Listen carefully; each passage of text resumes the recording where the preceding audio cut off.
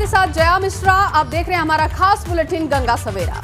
नमस्कार, very good morning, सुप्रभात। आप सभी का बहुत स्वागत है गंगा सवेरा में। यूपी उत्तराखंड समेत हर अहम खबर के साथ हाजिर हूं मैं दीपा पासीदार।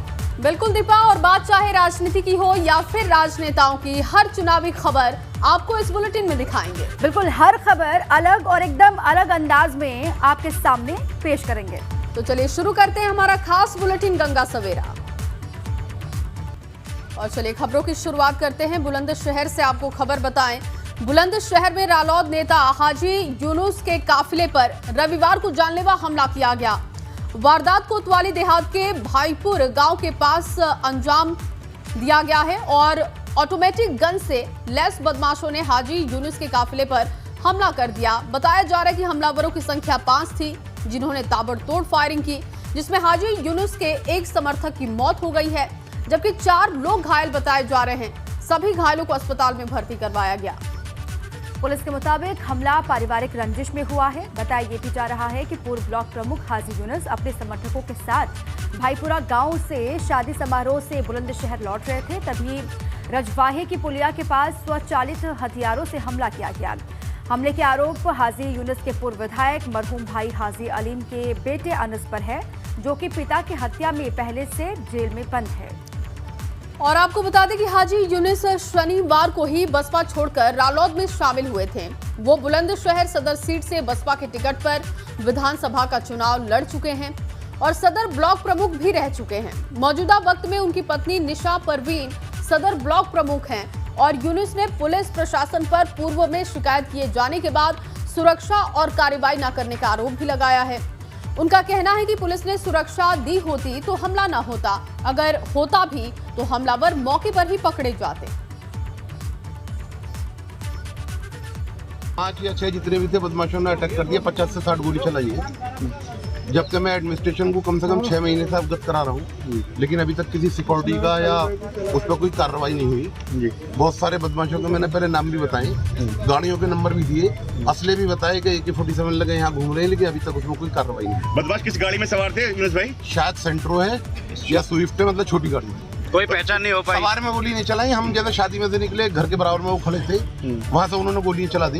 देखिए, घटना हुई है कि ये वैवाहिक कार्यक्रम में शामिल होने गए थे। वहाँ से 3 गाड़ियाँ थी जिसको लेकर के निकल रहे थे। पुलिया पड़ती है जहाँ पे नेचुरली स्पीड स्लो होती है, वहाँ पे कुछ लोग खड़े थे। ये विवेचना का विषय है उसमें से कौन से इनके परिचित थे या नहीं थे, परंतु कुछ लोग खड़े थे जिसमें ये उनके द्वारा इन पर फायरिंग की गई। उस फायरिंग के पश्चात जैसे ही पुलिस को सूचना मिलती है, वो लोग तत्परता से वहाँ पहुँचते हैं। स्थानीय लोग भी पहुँचते हैं। जो इंजर्ड थे 5 लोग, इसमें इनको इमीडिएटली हॉस्पिटल्स भेजा गया, जिसमें से एक की बाद में अस्पताल में डेथ हुई है। बाकी जो और इंजर्ड हैं वो खतरे से बाहर बताए गए हैं। जो अभी तक जो हमारी और लोगों से बातचीत हुई है, इसमें कुछ महत्वपूर्ण क्लूज पुलिस को मिले हैं, जिसमें हमने अलग अलग 5 टीम्स बनाई हुई हैं। वो सभी इस तत्परता से कार्रवाई कर रहे हैं। बहुत जल्दी इस घटना में जो भी लोग इसमें इन्वॉल्व हैं, उन पर कठोरतम कार्रवाई सुनिश्चित की जाएगी। अब आगे बढ़ते हैं। आज 6 दिसंबर है। अयोध्या में विवादित ढांचा ढहाए जाने की 29वीं बरसी को लेकर यूपी प्रशासन खास अलर्ट है। पूरे प्रदेश में डीजीपी ने सख्ती बरतने के आदेश जारी किए हैं। एडीजी लॉ एंड ऑर्डर ने साफ कर दिया है कि किसी भी शहर में परंपरा से हटकर नए आयोजनों की अनुमति नहीं होगी और इसके बावजूद भी कानून के खिलवाड़ करने वालों पर सख्त कार्रवाई की जाएगी। और 6 दिसंबर की संवेदनशीलता को देखते हुए यूपी में एहतियात के तौर पर पीएससी और सेंट्रल पैरा मिलिट्री फोर्सेस तैनात कर दी गई हैं। एडीजी एलओ के मुताबिक 6 दिसंबर को यूपी में 150 कंपनी पीएससी और 6 company central para military force की तैनात की गई है। वहीं अयोध्या, वाराणसी, मथुरा के लिए अलग से सुरक्षा व्यवस्था कर दी गई है। इन शहरों पर खास तौर पर विशेष नजर रखी जा रही है। संदिग्ध गतिविधि करने वालों से निपटने की पूरी तैयारी है। ये भी आपको बताते चलें कि 6 दिसंबर को अयोध्या में विवादित ढांचे को गिराए जाने को लेकर कुछ संगठन विजय दिवस और कुछ संगठन शहादत दिवस मनाने की तैयारी में लगे रहते हैं। असामाजिक तत्व 6 दिसंबर को माहौल बिगाड़ने की पूरी कोशिश भी करते हैं, जिसको देखते हुए सुरक्षा के पुख्ता बंदोबस्त वहां पर किए गए हैं।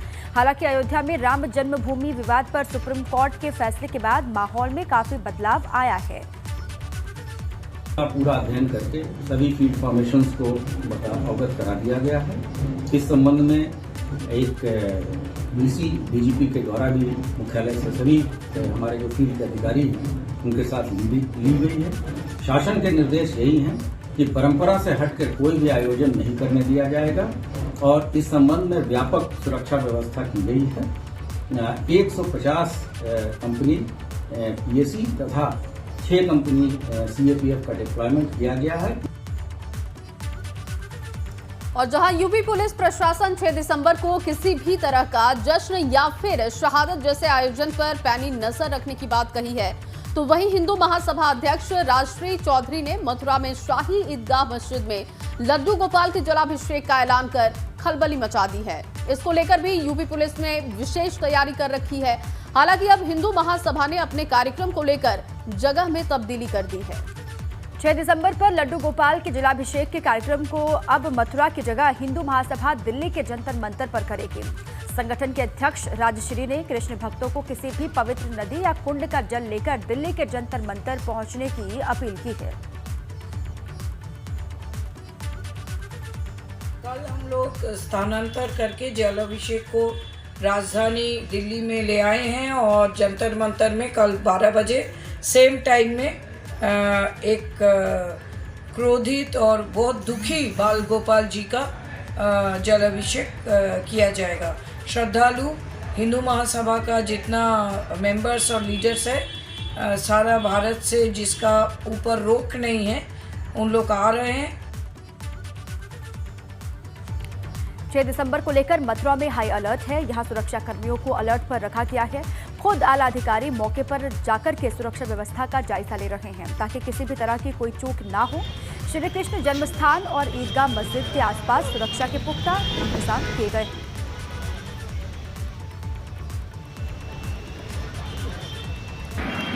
तैयारियां पूरी हैं, तस्वीरें आपको दिखा रहे हैं। खुद जो आला अधिकारी हैं वो मौके पर मौजूद है। अलग अलग हिस्सों पर जाकर के वो स्थिति को देख रहे हैं, कोई माहौल ख़राब ना करे, असामाजिक तत्व वहाँ पर सक्रिय ना हो, इसलिए भी पूरी कोशिश की जा रही है। जिन पर जिम्मेदारी है वो ग्राउंड पर जाकर हालात का जायजा ले रहे हैं। इस तरह से विगत दिनों में कुछ संगठनों द्वारा इस तरह के आह्वान किए गए थे, उनकी सभी परमिशन रद्द कर दी गई थी, उनकी सभी परमिशन निरस्त कर दी गई थी, जिसके फलस्वरूप ऐसे सभी संगठनों द्वारा अपने ये आह्वान वापस ले लिए गए हैं। परंतु यहाँ की संवेदनशीलता और सतर्कता को बढ़ाने के लिए हमारे द्वारा जनपदीय पुलिस के साथ साथ आगरा रेंज और आगरा जोन से भी पुलिस बल यहाँ पर तैनात किया गया है। भारी संख्या में पीएसी यहाँ पर तैनात की गई है, आरएएफ यहाँ पर तैनात की गई है। इसके अतिरिक्त ड्रोन कैमरा और सीसीटीवी कैमरा से हर चप्पे चप्पे की नजर हमारे द्वारा रखी जा रही है, लोगों की गतिविधियों को देखा जा रहा है। कुछ संगठनों के द्वारा कुछ कॉल 6 दिसंबर को लेकर ली गई थी, उनके विरुद्ध पुलिस प्रशासन के द्वारा, जनपद प्रशासन के द्वारा काफी कार्रवाई की गई। धारा 144 जनपद में लगाई गई थी। उसके बाद प्रिवेंटिव डिटेंशन वगैरह निरोधात्मक कार्रवाइयाँ कुछ इनसे संबंधित लोगों के खिलाफ की गई, जिसके फलस्वरूप उनके द्वारा एक कॉल वापस ले ली गई है और हम पूरी तरह से आश्वस्त हैं कि तो हालात को लेकर पुलिसकर्मी अलर्ट पर हैं। आला अधिकारी भी मौके पर पहुंचकर जायजा ले रहे हैं स्थिति का। लेकिन इस वक्त वहां पर स्थिति क्या है? नितिन उपाध्याय मेरे सहयोगी मथुरा से लाइव मौजूद हैं, क्योंकि नितिन, मथुरा की हालात इस वक्त संवेदनशील बताई जा रही है, अलर्ट यहां पर हो चुका है। किस तरीके की व्यवस्था आप देख रहे हैं मथुरा जन्मभूमि के पास? देखिए, बिल्कुल, देखिए 6 दिसंबर 1992 वो तारीख है जब अयोध्या में विवादित ढांचे को गिराया गया। एक पक्ष इसे विजय दिवस के तौर पर, शौर्य दिवस के तौर पर मनाता है, तो वहीं दूसरा पक्ष इसे शहादत दिवस, काला दिवस के तौर पर मनाता है। लेकिन इस बार इलेक्शन से पहले एक बार रामलला के बाद श्यामलला इस समय राजनीति के केंद्र में है। और जिस तरह से श्री कृष्ण जन्मस्थान परिसर से लगी हुई शाही ईदगाह मस्जिद में भगवान श्री कृष्ण के बाल स्वरूप पर जलाभिषेक करने का ऐलान जो तमाम हिंदूवादी संगठनों ने किया, इस पूरे जलाभिषेक करने की जो बात कही गई है उसको लेकर पूरी तरह से कहा जाए प्रशासन अलर्ट है। न केवल मथुरा बल्कि पूरे कहा जाए जोन से पुलिस बल को बुलाया गया है। इस समय मैं तस्वीरों के जरिए दिखाना चाहता हूं कि किस तरह से मंदिर के बाहर का जो पूरा जो परिसर है, काफ़ी ज़्यादा बड़े संख्या में पुलिसकर्मी यहाँ डिप्लॉय किए गए हैं, पीएसी के जवान डिप्लॉय किए गए हैं, आरएएफ रैपिड एक्शन फोर्स लगाया गया है। इसके साथ ही पूरे जो मथुरा जनपद है वहाँ लगातार चेकिंग चल रही है। मंदिर परिसर की ओर जाने वाले तमाम जो रास्ते हैं उसको बैरिकेड कर दिया दिया गया है और जो मंदिर के बाहर जो येलो जोन है पूरी तरह से कहा जाए पुलिस बल बहुत ज़्यादा सतर्कता रखे हुए है। सीसीटीवी कैमरों के साथ साथ यहाँ ड्रोन से भी निगरानी रखने की बात कही है। हालांकि जो तमाम जो हिंदूवादी संगठन है उनके तमाम नेताओं को कई सारे जनपदों में पुलिस लगातार एक्टिव रही है। रात में ही हाउस अरेस्ट कर लिया गया है, उनको नहीं जाने दिया गया है। वहीं अखिल भारतीय हिंदू महासभा की जो राष्ट्रीय अध्यक्ष हैं राजश्री चौधरी ने भी कहा जाए कि वो दिल्ली के जंतर मंतर में जाकर अब वो सांकेतिक तौर पर अपने लड्डू गोपाल का जलाभिषेक करेंगे। तो कुल मिला के किसी भी तरह का गैर पारंपरिक कोई भी कार्यक्रम करने की अनुमति किसी भी संगठन को प्रशासन ने नहीं दी है। कैसे क्योंकि यहाँ के हालातों को लेकर केंद्र को भी एक रिपोर्ट सौंपी गई थी, तो ऐसे में यहाँ पर अलर्ट रहना बहुत जरूरी है। बहुत शुक्रिया आपका तमाम जानकारी के लिए। चलिए अब आगे बढ़ते हैं। बात चुनाव की। यूपी विधानसभा चुनाव में अब बामुश्किल 3 महीने का वक्त बचा हुआ है। ऐसे में सभी सियासी पार्टियां अपना दमखम दिखा रही हैं, लेकिन किसकी कैसी है तैयारी और कौन है किस पर भारी, ये जानने के लिए आप देखते रहिए एबीपी गंगा पर विजय तिलक, क्योंकि यूपी उत्तराखंड में चुनाव मतलब एबीपी गंगा।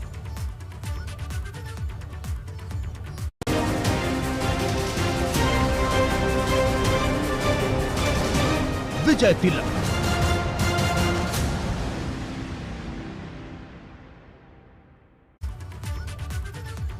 मुख्यमंत्री योगी आदित्यनाथ आज अखिलेश यादव के गढ़ में गरजेंगे, यानी कि आज सीएम योगी आदित्यनाथ आजमगढ़ के दौरे पर होंगे और इस दौरान वो आजमगढ़ को कई सौगात भी देने जा रहे हैं। सीएम आज दोपहर 12 बजे आजमगढ़ पहुंच जाएंगे। जिले में सीएम कई कार्यक्रम में शिरकत करेंगे और एक जनसभा को संबोधित करेंगे। जनसभा के साथ ही लाभार्थियों को भी प्रमाण पत्र बांटे जाने का कार्यक्रम बताया जा रहा है।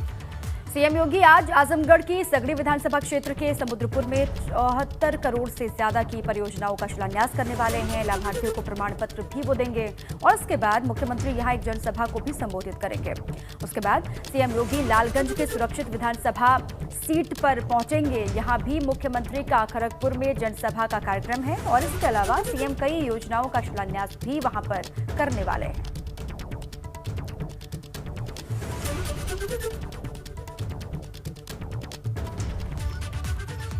और चलिए अब कुछ और खबरों की बात करते हैं, जहां एक तरफ अखिलेश यादव छोटे छोटे दलों के साथ गठबंधन कर 2022 में सत्ता का सपना देख रहे हैं, तो वहीं उनके गुलदस्ते के साथी एक दूसरे की टांग खींचने में लगे हुए हैं। महान दल अध्यक्ष केशव देव मौर्य ने अपने सहयोगी सुहेल देव पार्टी अध्यक्ष ओपी राजभर को राजनीतिक जोकर कह दिया और अखिलेश के लिए सिरदर्द बढ़ा दिया। ये रिपोर्ट देखिए।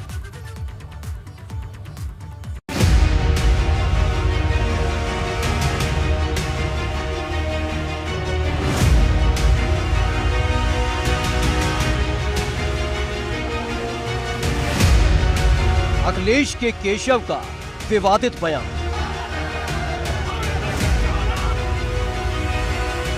राजभर को बताया जोकर। उन पे कुछ बोलना ठीक नहीं है, लेकिन वो जो बोलते हैं और जो उनका व्यवहार है वो राजनीतिक जोकर से ज्यादा कुछ नहीं है। जहां एक तरफ अखिलेश यादव गठबंधन कर अपनी ताकत बढ़ा रहे हैं, तो वहीं उनके साथी केशव देव मौर्य उनकी मुश्किलें बढ़ा रहे हैं, क्योंकि केशव देव मौर्य ने एक नहीं 3 बड़े विवादित बयान दिए, जिनको लेकर सूबे की राजनीति में उबाल ही नहीं भूचाल आ गया। केशव देव मौर्य ने सबसे सुलगता हुआ हमला खुद अखिलेश यादव के साथी ओम प्रकाश राजभर पर किया है। ये आपके साथी ओम प्रकाश राजभर भी हैं इस समय गठबंधन में, वो तो बहुत कुछ बोलते रहते हैं। हमारे गठबंधन में हमारे साथी हैं, इसलिए उन पे कुछ बोलना ठीक नहीं है, लेकिन वो जो बोलते हैं और जो उनका व्यवहार है वो राजनीतिक जोकर से ज्यादा कुछ नहीं है। केशव देव मौर्य के इस बयान ने समाजवादी खेमे में हड़कंप मचा दिया। वहीं भाजपा इसे राजभर का अपमान बताकर चुटकी ले रही है।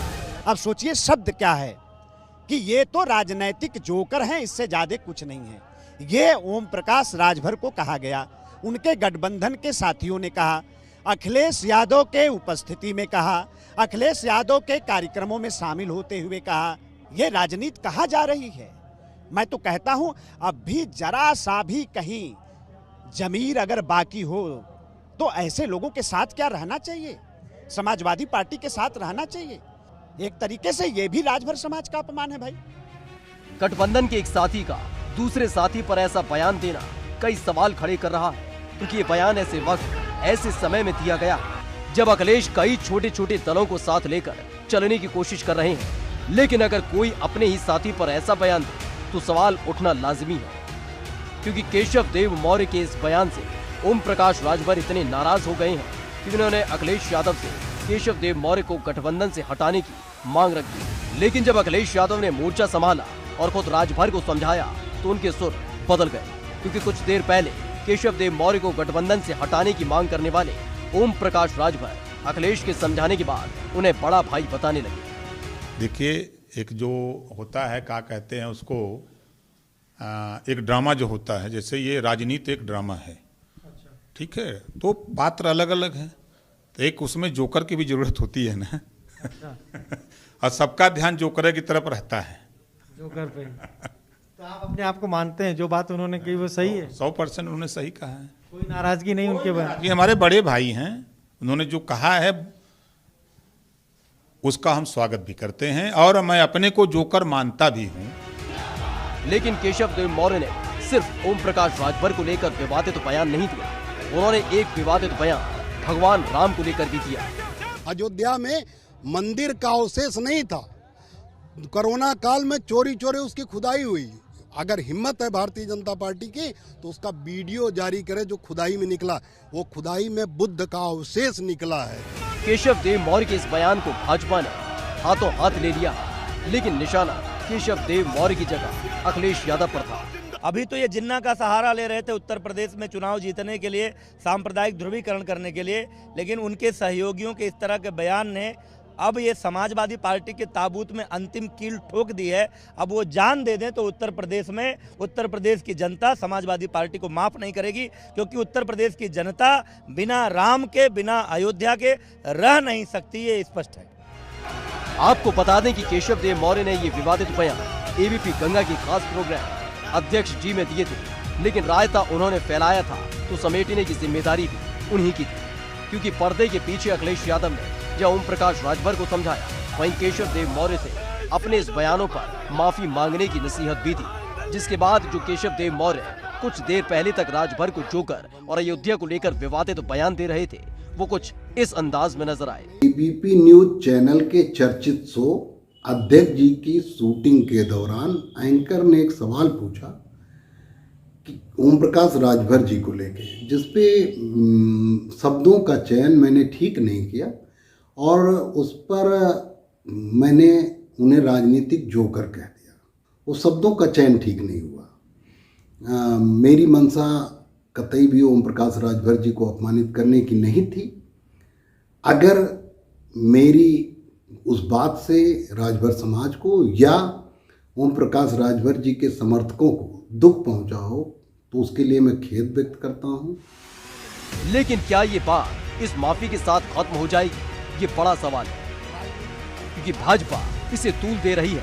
वही एक कसक कहीं न कहीं ओम प्रकाश राजभर के दिल में भी होगी और सबसे ज्यादा टेंशन अखिलेश यादव की होगी, क्योंकि अभी यूपी चुनाव में 2 महीने का वक्त बाकी है। ऐसे में एक छोटी सी चूक उनके रंग बिरंगे गुलदस्ते को खराब न कर दे, ये सवाल कहीं न कहीं अखिलेश यादव के जहन में भी होगा। Bureau report, ABP Ganga. और चलिए अब आपको दिखाते हैं धुआंधार खबरें।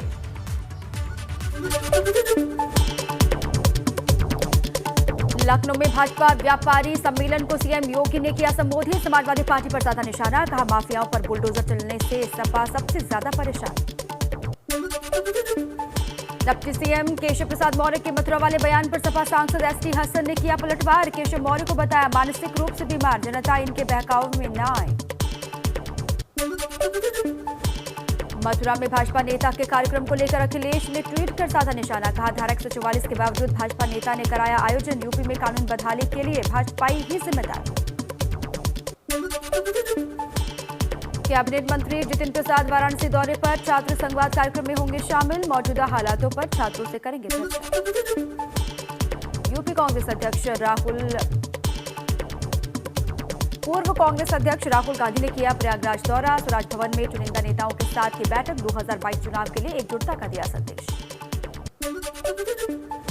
बीकेयू भानु गुट के अध्यक्ष भानु प्रताप ने राकेश टिकैत पर लगाए आरोप, कहा कांग्रेस से फंडिंग लेकर आंदोलन चला रहे हैं, टिकैत कानून वापस हो गए हैं, इन्हें बलपूर्वक हटाना होगा।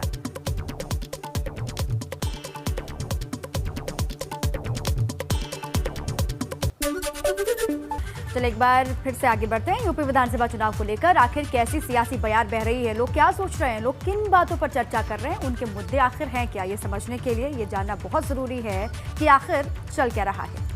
और अब हम आपको लेकर चलते हैं नोएडा में एबीपी गंगा संवाददाता रविंद्र जयंत के पास, जो सीधे आम लोगों से करेंगे बात और पूछेंगे कि 2022 चुनाव से पहले उनके दिल और दिमाग में क्या चल रहा है। देखिए।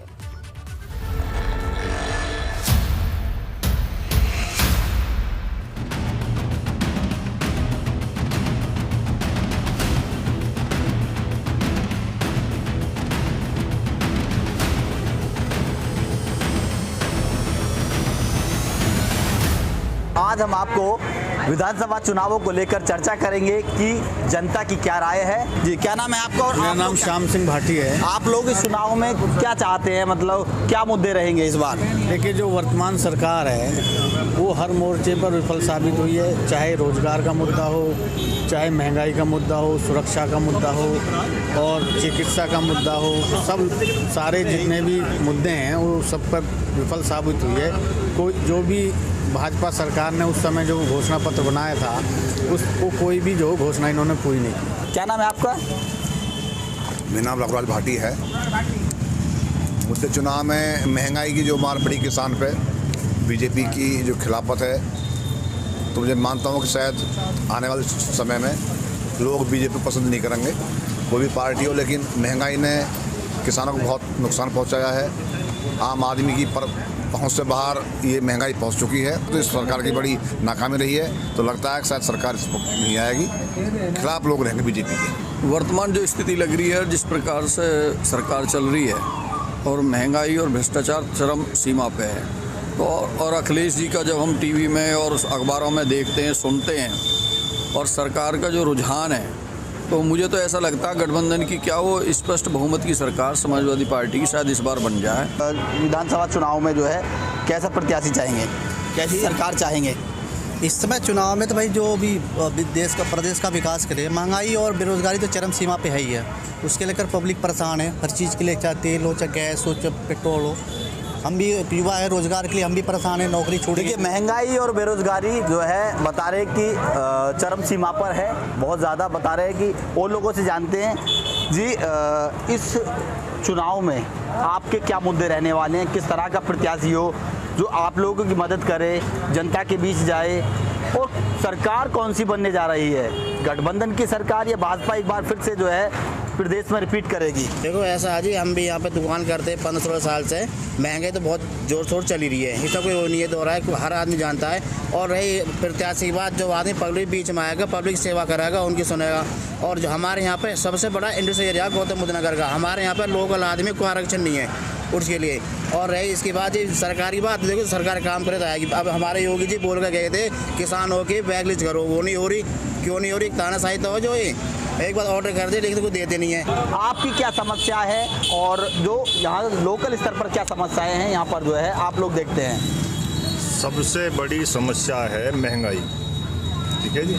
अब इनके जो जुमले हैं, भाई कोरोना वाले ख़त्म हो गए, उनको ये दिया जा रहा, वो दिया रहा, हमारा भी एक भाई ख़त्म हो गया, कोई लेना देना नहीं। जुमले, कागज़ कार्रवाई ज़्यादा है, जुमलेबाजी ज़्यादा है। महंगाई चरम पर चढ़ी हुई है, डीजल है, पेट्रोल है, सारा काम डीजल पेट्रोल से होता है। डीजल पेट्रोल महंगे होंगे, सारा सिस्टम महंगा हो गया। इस बार ये सरकार सही थी या दूसरी सरकार आप चाहते हैं? किस तरह की सरकार आप चाहते हैं?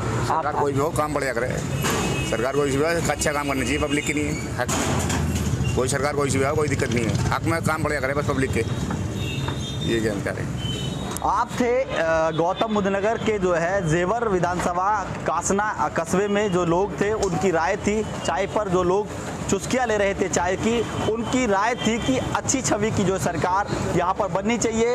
अब देखना ये होगा कि जो वर्तमान सरकार है भाजपा योगी सरकार, वो एक बार फिर से सरकार बनाती है या जो समाजवादी पार्टी के साथ गठबंधन है वो सरकार बनाता है, ये आवाम को तय करना होगा। गेटोड़ा से रविंद्र जैन, एबीपी गंगा।